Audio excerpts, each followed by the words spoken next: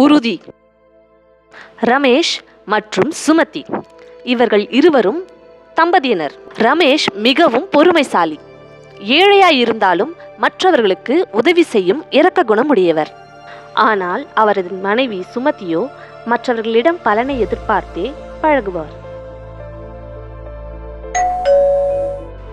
ஒரு நாள் சுமதியின் மாமா அவர்கள் வீட்டுக்கு வந்து, ஒன்றும் இல்லை ரமேஷ், கல்யாண நாள் வேறு நெருங்கிட்டே இருக்குது, கையில் காசு வேறு கம்மியாக இருக்குது, உன் கையில் ஒரு 1,00,000 இருந்தால் கொஞ்சம் தரியா, நான் திருப்பி கொடுத்துட்றேன். அப்படியா? சரி, நான் என் தெரிஞ்சவங்ககிட்ட யார்கிட்ட கேட்டு சொல்லட்டுமா? அப்படி இல்லைப்பா, நாள் வேறு நெருங்கிட்டே இருக்குது, உங்கள்கிட்ட ஏதாச்சும் சேவிங்ஸ் இருந்தால் கூட. ஏங்க ஒரு நிமிஷம் இங்கே வாங்கல. சரி சித்தப்பா, நீங்கள் காஃபி குடிச்சிட்டே இருங்க, நான் இதோ வரேன். சொல்லுமா. ஆமாம், அவர் 1,00,000 ரூபாய் கேட்டுங்கிறாரு, உங்ககிட்ட இருக்குதா? அதாம்மா, குழந்தைக்கு ஃபீஸ் கட்ட காசு இருக்குது இல்லை, 1,00,000 ரூபாய், அது கொடுத்துடலாமா? திருப்பி கொடுத்துருவாரு அவரு. எது? என் பையனுக்கு வச்சிருக்கிற ஃபீஸ் காசு எடுத்து போய் அவருக்கு கொடுக்க போறீங்களா? நானே யார் யார் கையை பிடிச்சோ காலை பிடிச்சோ அந்த பெரிய ஸ்கூலில் சீட்டு வாங்கின்னு வந்து கஷ்டப்பட்டு காசை சேர்த்து வச்சா அதை தூக்கி போய் அவங்களுக்கு கொடுக்க போறீங்களா? என்ன என் பையனை உங்களை மாதிரி ஆக்கலாம்னு நினச்சி வச்சுட்டு இருக்கீங்களா என்ன? மாமா கொஞ்சம் அமைதியாக பேசுமா, அவர் காதல் போகுது. பெரிய மனுஷன் நம்மளை நம்பி வந்திருக்காரு, உங்கள் மாமா தானே, கொடுத்துருவாருமா, நல்லவர். இந்த பாரு, இந்த மதிப்பு கிதிப்புலாம் எனக்கு தெரியாது. சும்மா அவங்க வாக்கு கொடுக்குறாங்க, வாக்கு கொடுக்கல, அதை பற்றி எனக்கு கவலை கிடையாது. என் காசை நீங்கள் எங்கேயும் யாருக்கும் கொடுக்கக்கூடாது. ரமேஷ், என்னப்பா அங்கே சத்தம்? என்னங்க தனியாக விட்டுட்டு அங்கே என்னப்பா பண்ணிட்டுருக்கீங்க? பேசிட்டு இருக்க சித்தப்பா, இதை வந்துட்டேன். அப்படி என்னம்மா பேசிகிட்டு இருந்தீங்க? அதான் அந்த காசு பற்றி தான் பேசிகிட்டு இருந்தோமாம்மா. ரமேஷ், அப்புறம் என்னப்பா முடிவு பண்ண? தேதி வேறு நெருங்கிட்டே வருதுப்பா, சம்மந்தி முன்னாடி வேறு கொஞ்சம் அசிங்கமாக போயிடும்பா, கொஞ்சம் பார்த்து பண்ணுப்பா. நீ என் வார்த்தை மேலே நம்பிக்கை வைப்பா, நான் கண்டிப்பாக உனக்கு திருப்பி கொடுத்துட்றேன்ப்பா. நான் உனக்கு வாக்கு கொடுக்குறேன்ப்பா, என் வார்த்தையை நம்பி கொடுப்பா. சித்தப்பா, இப்போதைக்கு என் கையில் காசு இல்லை, இதோ இந்த செயின் வச்சுங்க சித்தப்பா, இது செயின் வச்சு கல்யாண செலவு பார்த்துக்குங்க, இருக்கிறப்போ மூட்டி கொடுங்க போதும்.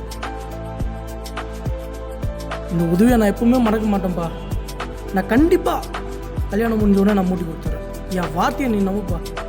ஐயோ பரவாயில்ல சித்தப்பா. தன்னுடைய பேச்சை மீறி தன் மாமாவிற்கு உதவி செய்ததால் ரமேஷின் மனைவி சுமதி அவர் மீது மிகவும் கோபம் கொண்டு அவரிடம் வாக்குவாதத்தில் ஈடுபட்டு கொண்டிருந்தார்.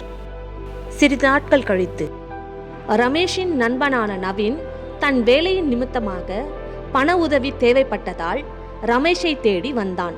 இவனுங்களுக்கு நம்ம வீட்டில் காசு இருக்குன்னு தெரிஞ்சு வந்து கேட்குறானுங்களா, இல்லை இவங்களுக்கு கொடுக்கணுன்றதுக்காகவே கடவுள் நம்மளுக்கு குத்தாரான்னு தெரியலையே. வீட்டில் எங்கன்னா சிசிடிவி வச்சிட்ருக்காங்களா? ஐயோ, இவர் வேற யோசிச்சுட்டு இருக்காரு. ஐயோ, காசு மட்டும் கொடுத்த அவள் தான் உனக்கு. ஆனாலும் தன் நண்பனுக்கு உதவ வேண்டும் என்று ரமேஷ் தன்னிடம் சேமித்து வைத்திருந்த 2,00,000 ரூபாய் பணத்தையும் எடுத்து தன் நண்பனுக்கு கொடுத்தான். டேய், ரொம்ப ரொம்ப தேங்க்ஸ்டா, உன் பணத்தை நான் ஒரு வாரத்தில் திருப்பி கொடுத்துறேன்டா, என் வார்த்தையை நம்புடா, நான் வாக்கு கொடுக்குறேன்.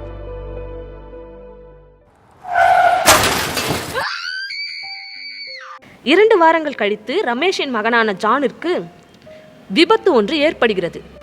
அந்த குழந்தையை மீட்டுக்கொண்டு மருத்துவமனைக்கு செல்கின்றனர். அங்கு மருத்துவர்கள் அந்த குழந்தையை சோதித்து பார்த்துவிட்டு உடனடியாக அந்த குழந்தைக்கு அறுவை சிகிச்சை செய்ய வேண்டும் என்று தெரிவிக்கின்றனர். இதற்கு ரூபாய் 2,00,000 முன்பணம் கட்ட வேண்டும் என்று திட்டவட்டமாக சொல்லிவிட்டனர்.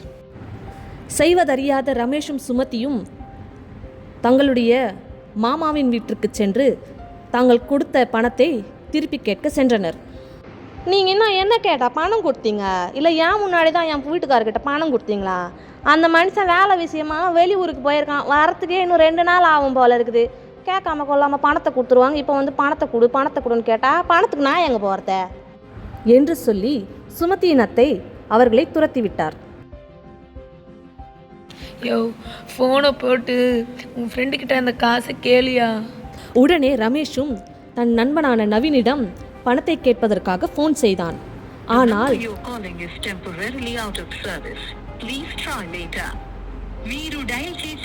இப்பொழுது செய்வதறியாமல் 2 பேரும் அழுது கொண்டே மருத்துவமனைக்கு திரும்பிச் சென்றனர். அங்கு ரமேஷின் நண்பனான நவீன் ஐசியூவிற்கு வெளியே நின்று கொண்டு இருந்தார். டேய் எங்கடா போனீங்க? உங்களை தேடி உங்கள் வீட்டுக்கு போனேன். அங்கே தான் தெரியுது குழந்தைக்கு ஆக்சிடெண்ட் ஆகிட்டு அட்மிட் பண்ணியிருக்கீங்கன்னு. இங்கே வந்து பார்த்தா உங்கள் 2 பேரையுமே காணோம். நல்ல வேலை, உனக்கு கொடுக்க வேண்டிய காசை கையோடு கொண்டு வந்தேன். ஆப்ரேஷனுக்கு காசு கட்டிட்டேன்.